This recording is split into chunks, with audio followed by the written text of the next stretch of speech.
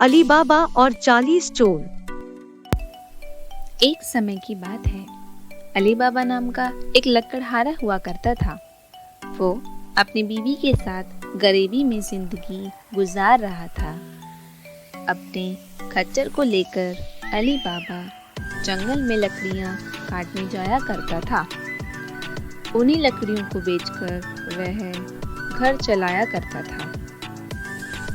एक दिन वह जब जंगल में लकड़ियां काट रहा था, तब उसे धमधम की आवाज़ सुनाई दी। बहुत सारे घोड़ों की आवाज़ से वह डर गया। वह समझ गया कि यह आवाज़ चोरों के घोड़ों की है। उसने खुद से कहा, शायद ये चोर हैं, मुझे छुप जाना चाहिए। अपने खच्चर को झाड़ियों में छुपाकर अली बाबा पेड़ पर चढ़ गया और वहीं पर छुप गया। वह सारे चोर भी उसी पेड़ के नीचे आके रुके। अली बाबा ने चोरों को गिनना शुरू किया तो पता चला कि वह चोर गिनती में तो 40 हैं। उन लोगों ने कुछ भारी सामान घोड़ों से उतारा और एक कतार में खड़े हो गए। तभी उनका सरदार एक भारी चट्टान के सामने आता है और एक मंत्र चिल्लाता है। तभी एक चमत्कार हुआ और वह चट्टान अपनी जगह से हट गई और उसके पीछे से गुफा का रास्ता खुल गया। सभी चोर वह भारी सामान लेके एक एक करके अंदर जाने लगे। आखिरी चोर के जाते ही वह गुफा बंद हो गई और वह बड़ी चट्टान अपनी जगह पर जैसे वापस आ गई हो। अली बाबा को विश्वास ही नहीं हुआ कि उसके सामने ये कैसा चमत्कार हो गया है। तभी थोड़ी देर बाद वह चट्टान दोबारा खुली और सारे चोर बाहर आने लगे।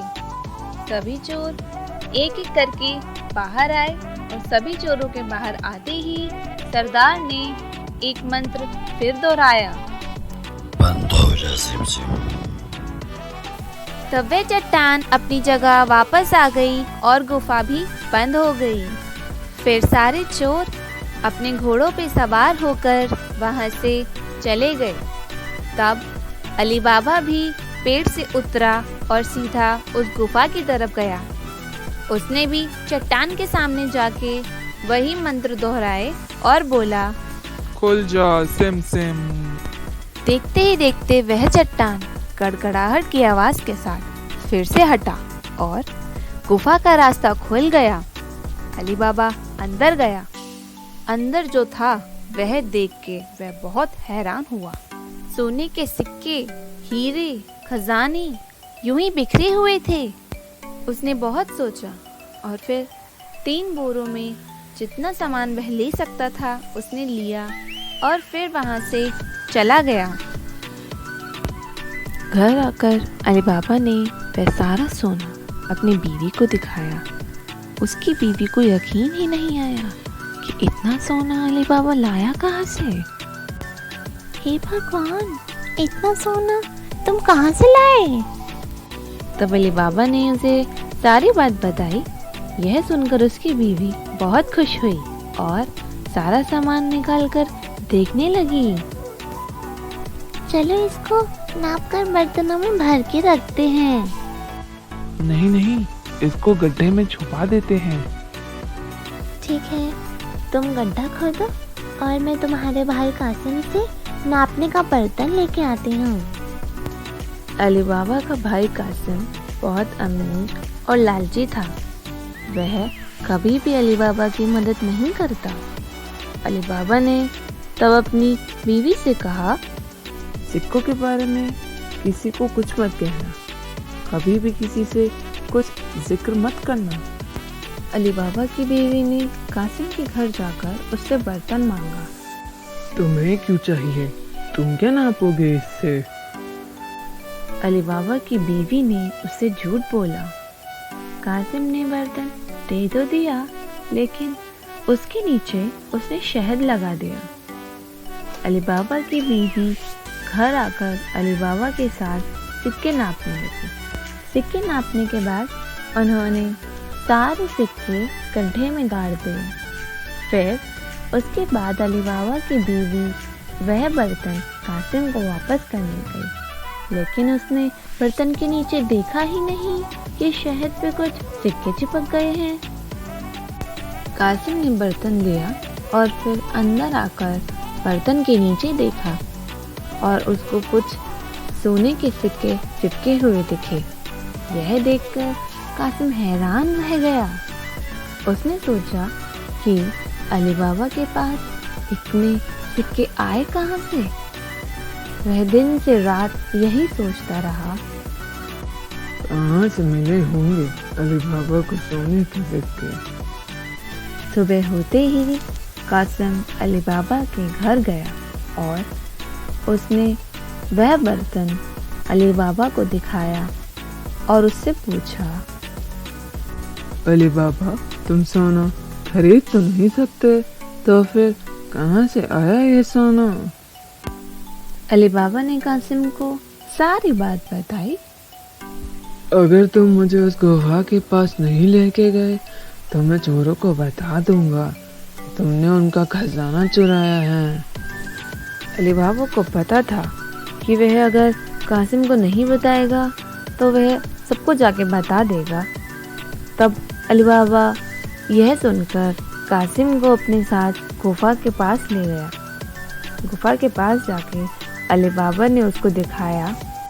वह गुफा इस चट्टान के पीछे है, अभी चलो यहाँ से, वरना चोर आ जाएंगे तो हमारे लिए मुश्किल हो जाएगी। तब वह दोनों वहां से चले गए, लेकिन कासिम के दिमाग में लालच आ गया था। वह वापस आया और अपने साथ 2 घोड़े भी लेके आया।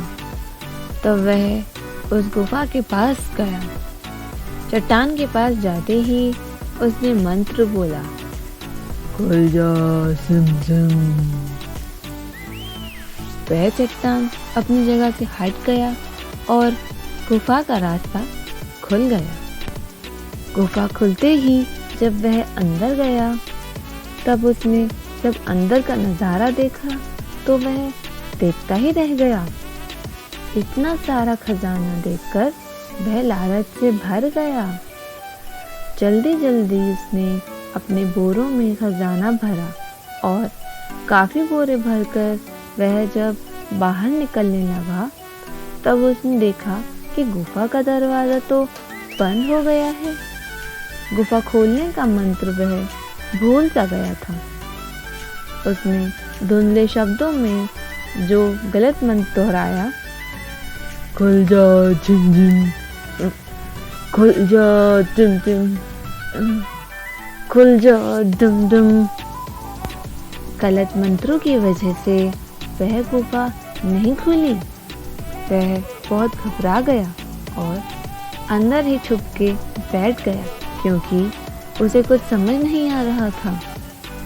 थोड़ी ही देर में जब चोर गुफा में आए, तब उनको कासिम के घोड़े बाहर खड़े हुए दिखे और वह सब अपनी तलवार निकालने लगे। सरदार ने गुफा खोली। तब सभी चोर अंदर आए। गुफा में आते ही चोरों ने कासिम को ढूंढ लिया और उसे सजा दी। बहुत रात होने पर कासिम की बीवी अली बाबा के घर गई और उससे सहायता मांगी। अली बाबा को पता चल गया कि कासिम घर नहीं आया है। तब वह उसे ढूंढने गुफा की ओर गया। वहां उसने कासिम के घोड़े को खड़े हुए देखा।